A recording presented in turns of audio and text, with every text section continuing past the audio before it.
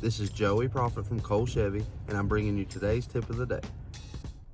For today's tip, I'm going to show you some handy tools that you can keep in your glove box.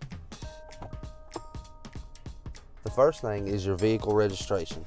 The safest place to keep it is in your glove box. Some people carry them in their wallet, but what if you lose your wallet? The safest place for you to keep it would be in the glove box.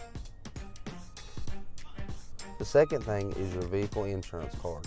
A lot of people keep them on their phone these days, but what happens if your phone dies or for some reason you can't get it pulled up? The best thing to do is to keep a paper copy in your glove box.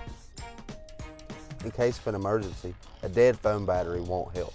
So for the next tip, always carry a phone charger, just in case you need to charge your phone to be able to get a hold of somebody. Also, a portable charger will work too with multiple USB ports. And for the last tip, when you're considering what to put in your glove box, always have a flashlight.